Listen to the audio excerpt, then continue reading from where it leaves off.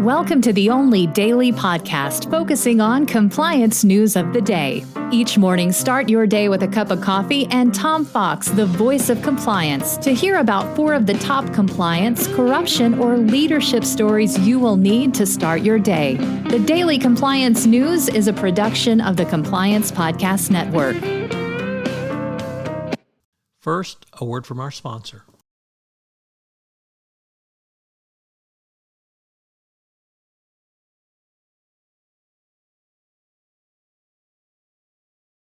The Daily Compliance News for August 3, 2022, the Bringing Corruption Back edition.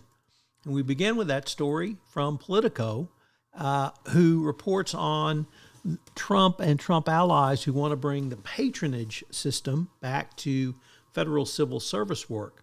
Of course, the reason we went to a current system in the 1890s was because of bribery and corruption, leading to the assassination of President James A. Garfield. The spoils system really has no place in the modern day. Trump wants to bring back personal loyalty and fealty to the individual president, and of course, being able to pay bribes and engage in corruption to get what he wants. So that would be a pretty serious non-good governance act if they push that change through.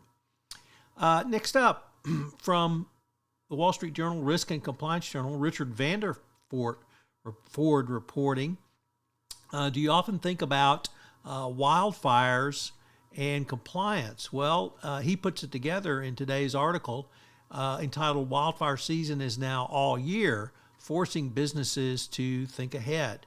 So risk and risk management around climate change is clearly on a lot of people's minds.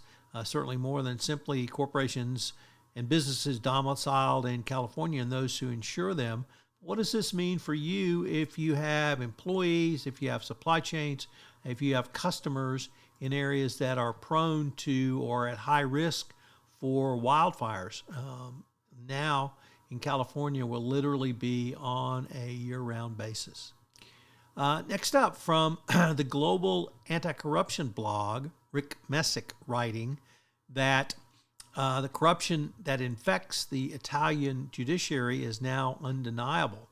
And he reports on the 2021 verdict, which acquitted Italian oil giant Eni and its partner Royal Dutch Shell and numerous individuals of bribing then Nigeria President Goodluck Jonathan and pals to secure rights to the offshore field OPL 245. Now, that verdict was upheld, and at least Messick believes that someone had gotten to the Italian judiciary based upon the recently released Court of Appeals opinion justifying it. It was deemed laughable, and Messick presented a couple of different reasons why it was so.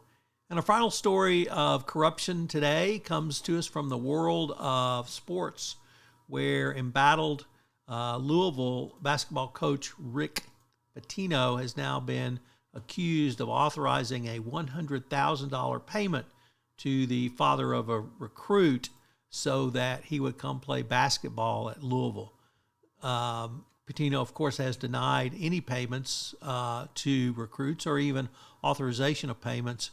But now we have this as reported by Sports Illustrated, and you have to believe it will get the NCAA's attention.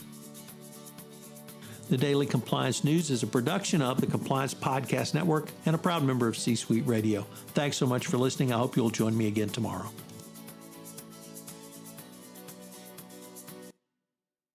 This podcast is a part of the C-Suite Radio Network. For more top business podcasts, visit c-suiteradio.com.